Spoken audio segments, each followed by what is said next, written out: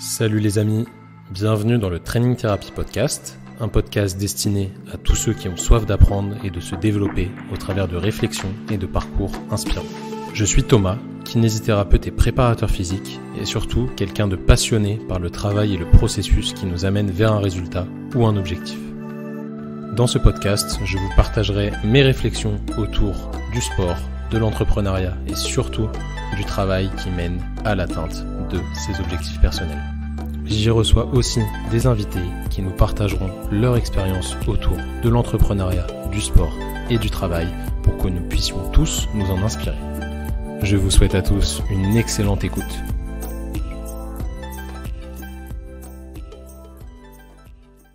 C'est tout à fait normal pour moi d'aimer l'argent et de tout faire pour en avoir le plus possible. Je sais pas, j'ai pas de problème avec ça. Tout le monde se lève le matin pour gagner son pain, économise pour avoir une bonne retraite, s'acheter une maison, une voiture. Sauf que moi, j'ai pas envie de m'acheter ma Mercedes à 60 ans. C'est un peu tabou en France. Ah ouais, mais c'est carrément tabou. Ouais. En France, quand on voit un jeune noir comme moi rouler dans une belle voiture, on a envie de me cracher dessus. Au lieu de me féliciter et se dire tiens, bah lui il a réussi, il a une belle voiture, il s'en sort, il se débrouille. Bah, on te crache dessus. Les amis, merci à Booba pour ce petit texte. Je ne sais pas si vous l'aviez reconnu. En tout cas, merci d'être là pour ce podcast. C'était une bonne introduction de la part de notre cher Eli. Alors Booba, c'est un rappeur français que j'affectionne particulièrement. Pour ceux qui me connaissent, évidemment, vous le savez bien. Pour les autres, c'est quelqu'un dont j'adore les textes qui peuvent paraître un petit peu des fois agressifs, mais j'aime bien le fond de sa pensée et le personnage. Et cette interview, c'était une partie d'interview qu'il avait donnée à Envoyé Spécial à l'époque, que j'ai retrouvée sur YouTube. J'espère qu'on me la coupera pas pour des droits d'auteur. Au pire, je l'enlèverai, je vous la remettrai en lien du podcast. Mais c'était assez intéressant ce qu'il disait à l'époque. Il était assez jeune, on le voit sur la vidéo. Ça doit remonter dans les débuts des années 2000 maintenant. Bon voilà, c'est quelqu'un qui est multimillionnaire, qui a des business assez incroyables dans tous les sens et qui gère très bien son image et tout ce qu'il fait autour. Et à l'époque déjà, on l'accusait de vouloir gagner de l'argent, d'être commercial, de vouloir faire de l'argent et que, comme il l'a dit, l'argent en France, c'est mal vu. Je sais pas si c'est pareil dans les autres pays. On pense qu'aux États-Unis c'est différent, mais en vrai, est-ce que c'est le cas ? Je suis pas sûr, ça se trouve c'est pareil, on n'a pas vécu aux États-Unis pour le savoir. Quand on va en vacances dans un pays, c'est tout de suite beaucoup plus rose, beaucoup plus facile, on a un petit peu des idées là-dessus. Mais en vrai, c'est peut-être un petit peu différent. Bref, pourquoi je vous ai mis ça en introduction, cette petite interview qui me plaisait bien, c'est parce que hier sur Instagram, on m'a dit quelque chose qui m'a littéralement fait réfléchir. Enfin, on me l'a dit souvent évidemment, mais aujourd'hui, je ne sais pas pourquoi, ça m'a fait plus réfléchir que d'habitude. On m'a dit t'es commercial. Alors on m'a pas dit Thomas t'es commercial parce que les gens ne connaissent pas mon prénom, car ceux qui disent ce genre de phrases, de commentaires ne s'intéressent pas vraiment au contenu qu'on fait, du coup ne s'intéressent pas à qui on est, à ce qu'on produit, et forcément ils nous appellent même pas par nos prénoms. Donc la phrase c'était tu es commercial. Je vais détailler un petit peu tout ça, pourquoi la personne m'a dit ça. Alors en gros, j'ai mis un réel, donc un réel sur Instagram pour ceux qui sont pas aficionados de Instagram. C'est une vidéo qui est assez courte, moins d'1 minute, où on peut souvent mettre des contenus qui sont quand même pas terribles, plutôt rigolos, plutôt dansants, etc. Ça ressemble un petit peu à TikTok. Nous, on essaye de l'utiliser parce que ça a une visibilité qui est quand même assez importante sur Instagram. Instagram les met en avant, donc d'un point de vue business et visibilité sur les réseaux, c'est quand même intéressant. Et en ce moment, on produit des micro-vidéos, des extraits de notre formation sur la mobilité. Donc là, j'ai mis en ligne une vidéo où je fais un exercice, pour ceux qui connaissent, qui s'appelle le Pullman Extension ou le Reverse Nordic Hamstring, qui est un exercice excentrique au niveau des quadriceps, assez élevé, qui est donc un excellent exercice de mobilité pour ceux qui s'intéressent à la mobilité, parce qu'il travaille des amplitudes complètes, des fins d'amplitude avec énormément de génération de force, parce que c'est un mouvement qui est assez complexe en réalité. Donc on a besoin de générer beaucoup de force pour pouvoir bien le réaliser. Et dans la description, je disais que c'était un exercice de mobilité. Et la personne me dit, non, ce n'est pas un exercice de mobilité, ton exercice n'a pas vraiment d'intérêt, le genou a besoin de stabilité, le genou n'a pas besoin de mobilité, il n'y a aucun intérêt à aller faire ce genre d'exercice pour travailler la mobilité, tu nous parles plutôt de souplesse. Alors je réponds gentiment que non, selon nos concepts et nos idées à nous en tout cas, et toutes les formations qu'on a suivies à ce sujet, la mobilité, ça ressemble bel et bien à l'exercice que nous montrions en vidéo, parce que ça allie une génération de force dans des amplitudes articulaires plus ou moins importantes en fonction des capacités de chacun, et aussi l'expression de la souplesse de la personne, parce que si forcément on n'est pas souple, cet exercice, on ne peut pas le faire. Donc ça rejoint un petit peu tous les concepts qui rentrent dans la mobilité, je vais y revenir juste après. Et là la personne me répond, non, tel auteur a dit que le genou avait besoin de stabilité, ce que tu dis en gros est faux. Bon, là-dessus, je lui réponds, écoute, non, je t'invite à faire notre formation sur la mobilité où on détaille, en détail du coup, quels sont les concepts qui sont reliés à la mobilité. Donc tout d'abord le travail des tissus mous, le travail de souplesse, le travail de contrôle du mouvement et enfin la génération de force dans des amplitudes élevées. Et là le gars me dit en gros, tu es méprisant et en plus tu ne veux que vendre ta formation, donc tu es commercial. Je lui réponds, d'accord, oui, effectivement, je veux te vendre ma formation car tu as besoin, je pense, d'être éduqué sur ce contenu-là, car ce que tu dis me paraît faux, à mon avis, tu n'es pas assez informé à ce sujet. Si tu t'intéresses à la mobilité, autant que tu fasses une formation qui est de qualité, on ne vous vend pas du vent, c'est une formation qui nous a pris énormément de temps, qui rassemble beaucoup de connaissances qu'on a appris avec d'autres auteurs. Et je lui dis, du coup, oui, je t'incite fortement à faire la formation, je fais la démarche pour t'inciter à faire la formation, pour que tu te formes, pour que tu sois meilleur. Et la personne, ça ne lui a pas plu que je ne propose pas plus de contenu gratuit. Donc en gros, il me dit, t'es commercial, tu vends ta formation sans échanger de contenu gratuit. Alors qu'est-ce qui se passe quand on me dit ça ? Bon, au bout d'un moment, j'en ai plus rien à foutre, je vous avoue, au bout de 5 minutes, j'avais oublié qui m'avait dit ça, mais je l'avais noté sur un papier pour vous faire ce podcast à ce sujet, parce que on va toucher des valeurs un petit peu sensibles et qui sont quand même assez intéressantes. Donc qu'est-ce qui se passe quand la personne me dit ça ? En fait, ça touche à ma valeur travail. Les valeurs, c'est des choses qui vous décrivent, on va dire, que vous avez au fond de vous, qui dictent un petit peu votre façon de penser, votre façon de comprendre les choses et votre mode de vie. Vous l'avez sûrement vu dans les épisodes où j'interviewe différents acteurs du monde qui m'entoure. Je leur demande de développer leurs valeurs travail, argent, amour, amitié. Je leur propose plein de valeurs différentes et ils doivent en choisir 3. Et on n'a pas tous les mêmes. Heureusement ou malheureusement, je ne sais pas, on s'entend plutôt bien avec les personnes qui ont les mêmes valeurs que nous. Et celles qui ont des valeurs complètement opposées aux nôtres, on a du mal à se comprendre parce qu'on n'est pas dans le même spectre de pensée. Moi, la valeur qui m'anime le plus, c'est la valeur travail. Ceux qui me connaissent le savent très bien. Évidemment, c'est mon leitmotiv principal. C'est ça qui me fait avancer dans la vie, c'est de travailler. Que ce soit d'un point de vue professionnel, d'un point de vue sportif, ou même d'un point de vue connaissance du monde, connaissance de la nature, connaissance d'apprendre à faire des travaux, des choses comme ça. J'aime bien apprendre et j'aime bien travailler, mettre en pratique. C'est quelque chose qui me motive.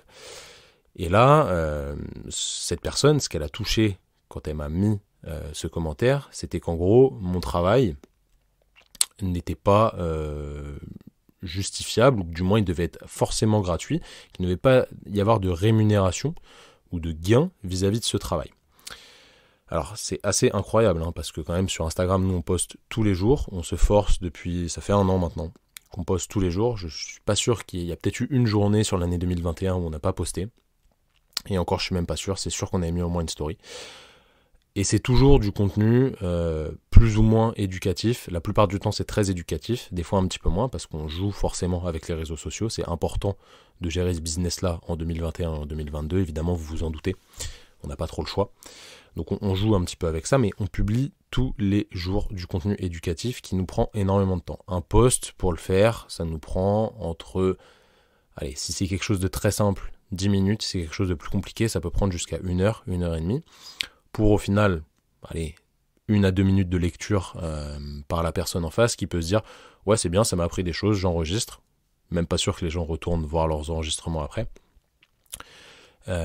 Et la valeur de ce contenu qui est gratuit, elle est un peu dépréciée, mais on est obligé de passer par là parce que c'est tout un processus de vente derrière, et forcément il faut un petit peu de contenu gratuit pour amener les gens à aller chercher du contenu payant beaucoup plus détaillé, évidemment, vous vous en doutez. Donc cette valeur de travail, moi, elle m'anime tous les jours, parce que tous les jours je me lève très tôt et je me couche tard pour travailler, parce que j'aime ça, c'est un choix personnel, c'est quelque chose qui dicte ma vie, comme je vous l'ai dit. Et il y a des gens à qui ça ne plaît pas. On n'aime pas forcément les gens qui travaillent, les gens qui gagnent de l'argent grâce à leur travail, qui sortent un peu de la norme, ça ne plaît pas à tout le monde. La question qu'on peut se poser aujourd'hui, c'est est-ce que tout est monnayable ? Si je prends par exemple, je suis allé sur internet juste avant pour pas dire de bêtises, si je prends un iPhone chargé au maximum de sa capacité de stockage, donc un iPhone avec vraiment énormément de gigas dessus, un iPhone 13, ça coûte aujourd'hui 1259 €. 1259 €, je me répète. Je ne sais pas si vous vous rendez compte ce que c'est 1259 €, peut-être que pour vous c'est rien, mais c'est qu'on ne vit pas forcément dans le même monde.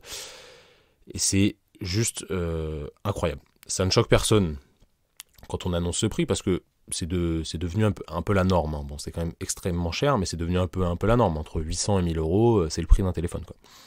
Qu'est-ce que ça permet, un iPhone ? Un iPhone, ça permet de téléphoner, ça permet de prendre des super photos, parce qu'il y a 3 appareils photo derrière, ok, on est créateur de contenu, on a besoin d'avoir des belles photos, ok, super. C'est cool, mais avec un iPhone 8, vous faites déjà largement du très bon travail si vous avez vraiment besoin de prendre des photos, de téléphoner, de stocker des choses, etc. Ça fait largement l'affaire, il n'y a pas besoin d'aller chercher beaucoup plus. Après, c'est du détail. Donc ça choque personne, ça ne dérange pas.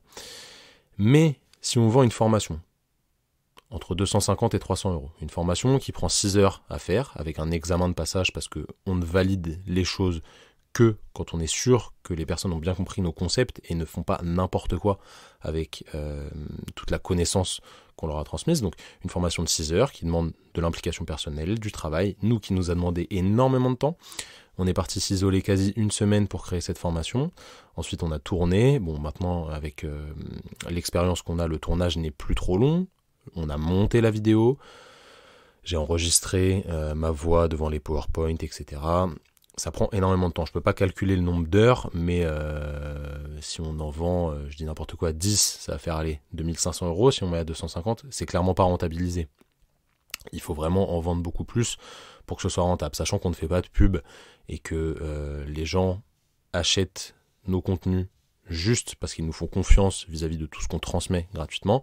C'est pas forcément quelque chose de très très très rentable, mais ça nous fait plaisir de faire ça. Encore une fois, c'est notre valeur du travail et surtout notre valeur de la transmission de connaissances qui est très importante aussi à nos yeux, qui est plutôt impactée. Donc un iPhone à 1259 €, ça touche personne. Par contre, pour avoir de la connaissance, pour acquérir de l'expérience, c'est une valeur qui va te rendre plus compétent, d'accord ? Vraiment, en faisant ce genre de formation, il y en a plein d'autres, hein. Il y a plein d'autres formations, on ne parle pas forcément que de la nôtre. Quand vous investissez des sous sur une formation, ça vous rend plus compétent, plus à même de mieux prendre en charge, par exemple, vos patients si vous êtes kiné, vos clients si vous êtes coach sportif, ou même vous-même si vous avez besoin de cette formation pour vous améliorer vous-même. Et ça peut être sur plein d'autres choses, ça peut être des formations de vente, des formations de business, etc. Ça va améliorer vos compétences et forcément, vous allez avoir un retour positif un jour ou l'autre si vous vous en servez. Mais ça, c'est une catastrophe. Si on demande de payer 259 € à quelqu'un pour une formation, c'est une catastrophe. Par contre, si on lui dit, tu vas payer 1259 €, donc 1000 € de plus pour un iPhone que potentiellement tu vas casser en faisant tomber de ta poche ou en sortant de ta voiture, et ben là, ça ne choque personne. Donc, quels sont nos points d'attention aujourd'hui en fait ? Où est-ce qu'on se retrouve dans toute cette masse de consommation ? Qu'est-ce qui est important pour nous ? Est-ce qu'on prend du recul sur ce qu'on consomme, sur ce qu'on fait fonctionner comme industrie ? C'est quoi notre but ? C'est la consommation ou le développement ? Est-ce que la plupart des gens sont dans la consommation ? J'ose espérer que non, mais mon ami Rudy, je vous invite d'ailleurs à aller écouter tous les podcasts de Rudy sur Leadercast. Mon ami Rudy, lui, pense que oui, les gens sont dans la consommation même.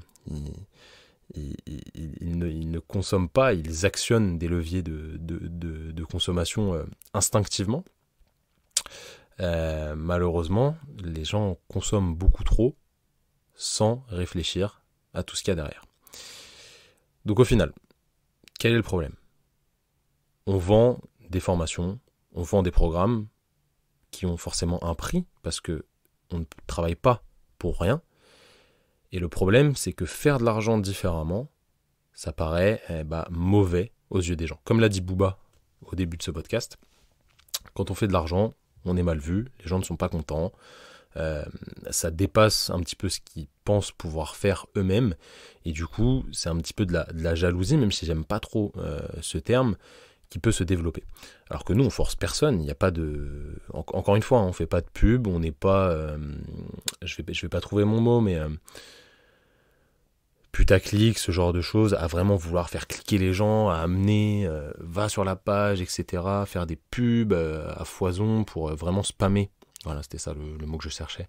Spammer, vraiment être un espèce de virus et envoyer tout le temps, regardez, on fait ci, on fait ça, allez voir la formation, etc. On met pas beaucoup de posts de ce genre, peut-être à tort, on devrait d'ailleurs le faire, plus on écoute nos mentors au niveau du business, plus on a l'impression qu'il faut le faire, mais c'est pas forcément facile pour nous. Bref, encore une fois, faire des choses différentes et faire de l'argent, parce qu'au final on en revient à ça, c'est mal. En France, c'est mal vu. Est-ce que toi, auditeur du podcast, tu penses que faire de l'argent, c'est pas bien ? Est-ce que, si on reprend les paroles de Booba au départ, les voitures, c'est qu'un signe extérieur de richesse, ça veut rien dire, mais c'est quand même le truc le plus facile à donner comme image, comme métaphore. Est-ce que si tu vois ton voisin avec une belle voiture, tu te dis « Ah putain, quel bâtard, je suis sûr qu'il mérite pas sa voiture là. À mon avis, il a dû avoir ça, il a dû avoir des sous d'un héritage ou un truc comme ça. Ah, je l'aime pas, en plus il a une sale gueule, etc. » Est-ce que tu vas te dire ça ou est-ce que tu vas te dire écoute, sa voiture elle est super stylée, j'aime bien entendre le son de son moteur, ça me fait plaisir pour lui, il doit prendre du plaisir dans sa voiture, c'est cool, c'est un signe extérieur de richesse, peut-être qu'il en a besoin pour paraître plus riche, peut-être que ça lui fait plaisir qu'on regarde sa voiture, etc. C'est encore une autre question, ça je le développerai dans un autre podcast je pense, parce que c'est quelque chose qui est assez intéressant. Mais est-ce que, de quel côté tu te trouves ? Alors peut-être que tu n'en as strictement rien à foutre, tu te dis, ok, il a une voiture, c'est cool, ça lui sert comme tout le monde, hein, pour aller au travail, pour rouler, pour aller faire ses courses, et pour partir en vacances s'il part en vacances. Mais que ce soit une Lamborghini ou une Clio, il n'y a pas trop de différence pour toi. Peut-être, dans quel cas tu te situes ? La partie jaloux, la partie haters, on va dire, la partie, waouh, stylé, je suis vraiment, ça m'inspire, voilà, ce mec a réussi, il a de l'oseille, il réussit à faire de l'oseille, il réussit à s'acheter une belle voiture parce que ça lui fait plaisir, ça m'inspire. Ou est-ce que tu es dans la partie je m'en fous ? Évidemment, je sais que si tu écoutes ce podcast, c'est que tu partages un petit peu nos valeurs de développement et que tu es plutôt dans la partie soit je m'en fous parce que t'aimes pas forcément les voitures, soit dans la partie je suis super admiratif de ce que réussit à faire ce gars, tant mieux pour lui, ça m'inspire, je vais essayer de faire la même chose à mon échelle. Tu te doutes que moi je suis plutôt dans la partie admiratif, j'adore voir des gens qui réussissent, je pense que c'est quelque chose qui me fait énormément plaisir de regarder des reportages sur des sportifs qui travaillent dur, qui font des échecs et qui après réussissent, même des choses même des personnes, je vais te dire, qui n'ont pas trop d'impact sur moi, donc j'aime pas forcément trop le contenu. Je rebondis là-dessus. Ce matin, je suis tombé sur une vidéo de Bodytime. Alors, je suis pas du tout Bodytime, vous en doutez que c'est pas trop dans mon délire d'entraînement, etc. Mais YouTube m'a proposé ça, donc encore une fois, merci le référencement. C'est cool, j'ai regardé le début de la vidéo, c'était très intéressant, ils parlaient, ils ont lancé une télé-réalité là, donc c'est ces deux gars, je sais pas si vous connaissez, qui sont là depuis longtemps sur le contenu fitness français. Ils ont lancé une télé-réalité de, si j'ai bien compris, de perte de poids, qui va se passer totalement sur YouTube. Donc en gros, c'est des candidats qui sont enfermés, on va dire, dans une villa, comme la plupart des télé-réalités qu'on regardait avant, et qui vont perdre du poids en étant coachés par Alex et PJ de Bodytime. Et en fait, ils expliquaient dans la vidéo combien ils ont dépensé pour pouvoir réaliser cette télé-réalité. Et le budget était assez important, 200 000 euros évidemment, et ils expliquaient que personne ne voulait les suivre au départ, et qu'en fait, ils voyaient cet investissement sur le long terme. Que le but, ce n'était pas de se rémunérer directement à la fin de la première saison, mais plutôt de revendre le concept après, parce qu'ils sont persuadés que ça va bien marcher. Je leur souhaite du fond du cœur, même si je pense que je ne regarderai pas, parce que je suis pas le client, on va dire, mais je leur souhaite vraiment de réussir là-dessus. Parce qu'en fait, voilà, ils voient les choses sur le long terme, ils travaillent aujourd'hui pour créer de la valeur plus tard et pour créer de la valeur pour des gens qui vont suivre cette télé-réalité, ça va les détendre, ça va leur faire plaisir de regarder ça, etc. Très bien. Peut-être qu'on n'est pas les cibles, mais c'est quand même super intéressant. Et en fait, grâce à ça, ils espèrent du coup vendre la télé-réalité plus cher une fois que la première saison aura été faite, donc à une marque de production de télé-réalité, et aussi vendre leurs programmes, les programmes qu'ils font sur leur site, pour que les gens se disent, bah écoute, leurs programmes ont l'air de fonctionner dans la télé-réalité, les candidats ont perdu tant de kilos, etc. Je vais acheter ce programme qui va me permettre de faire la même chose parce que j'ai besoin de perdre du poids.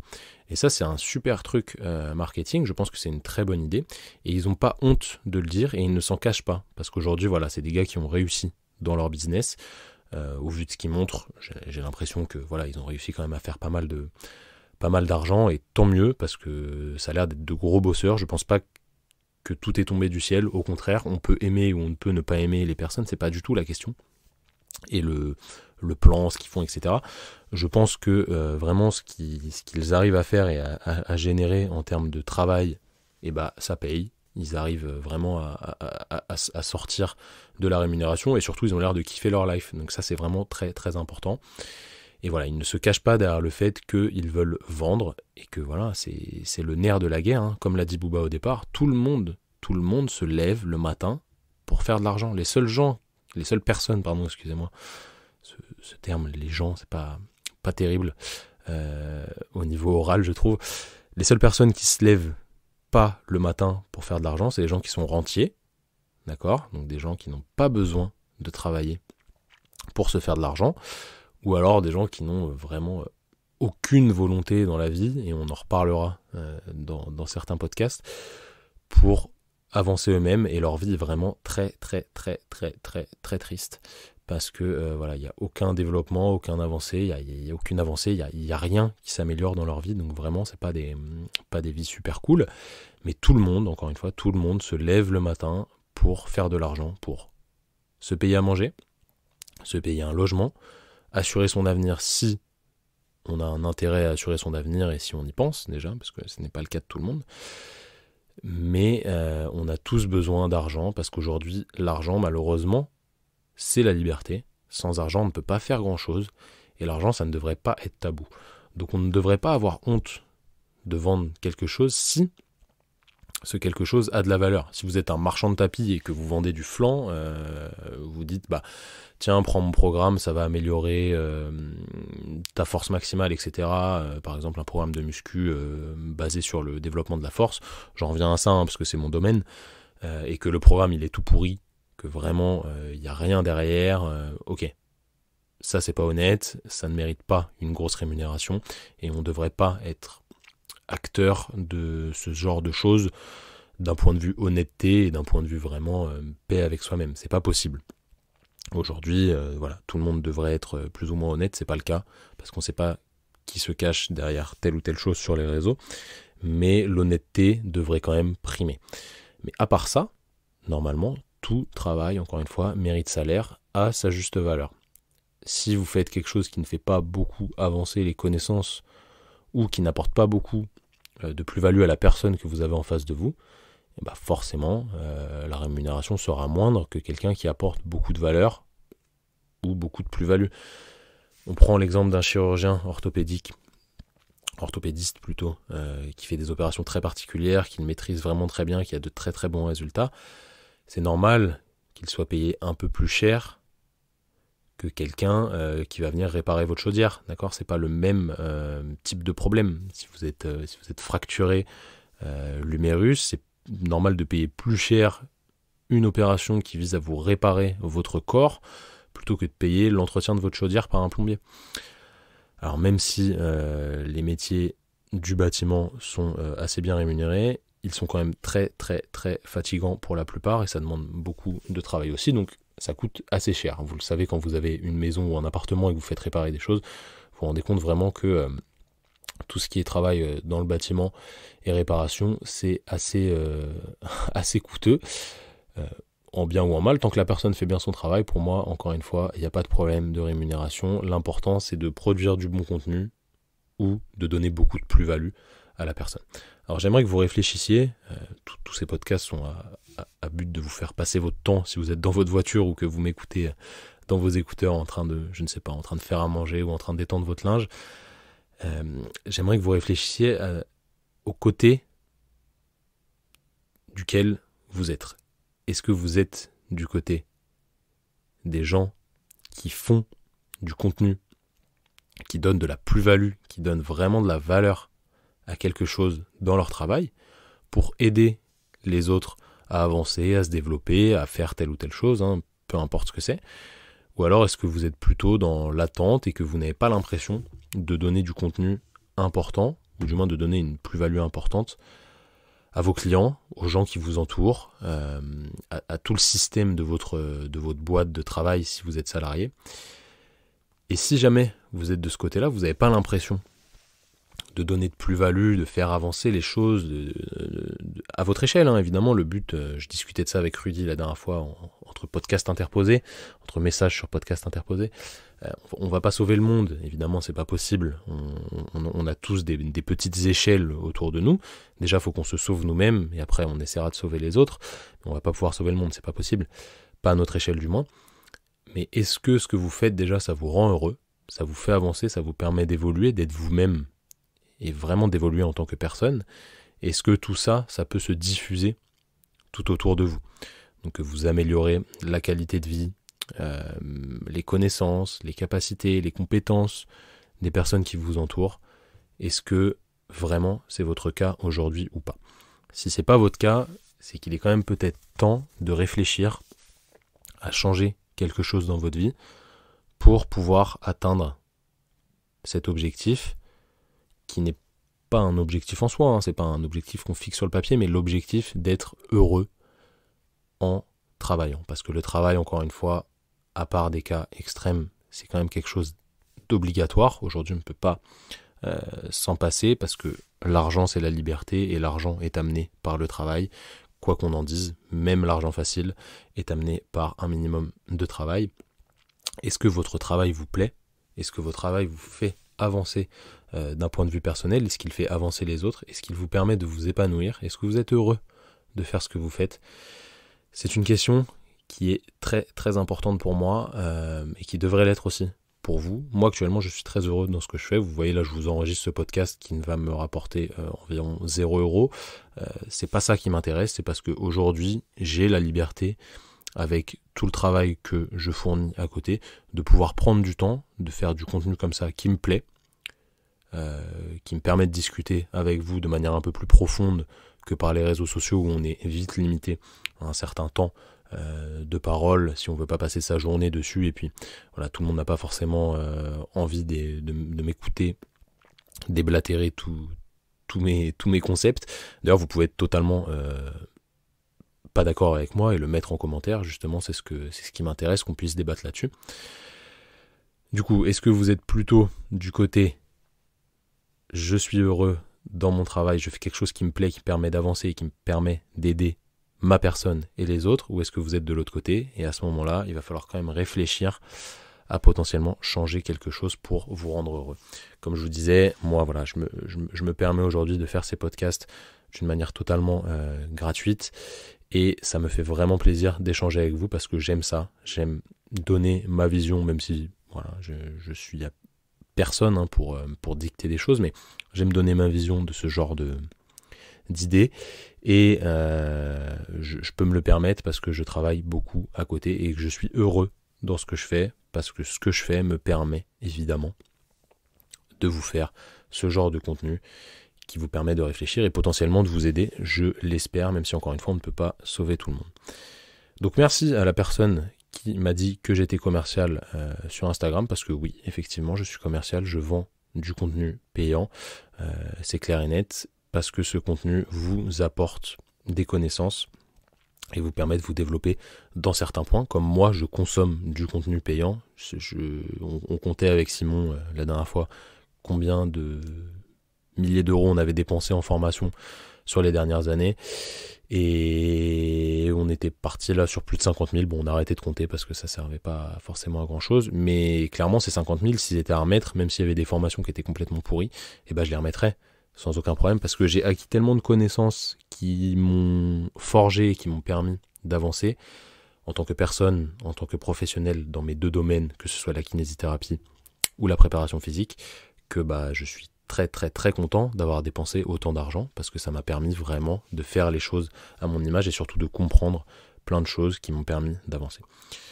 Donc merci encore à cette personne, je le répète pour la deuxième fois, de me dire que je suis commercial. Est-ce que vous êtes commercial? Est-ce que vous êtes fier, du moins vous êtes inspiré par votre voisin lorsqu'il sort sa belle voiture qu'il a eue grâce à son travail? Est-ce que vous, surtout, c'est ça qui est très important, vous êtes heureux dans ce que vous faites? Les amis, merci d'avoir écouté ce podcast. On se dit à la semaine prochaine pour un nouvel épisode. N'oubliez pas de liker le podcast sur toutes les plateformes, de vous abonner, Apple Podcasts, Spotify, Deezer, etc., sur YouTube aussi. Je vous invite à mettre un petit commentaire si vous êtes d'accord avec moi, ou même si vous n'êtes pas d'accord, surtout si vous n'êtes pas d'accord, pour qu'on puisse potentiellement en débattre la semaine prochaine et je répondrai à vos questions s'il y en a eu. Salut les amis.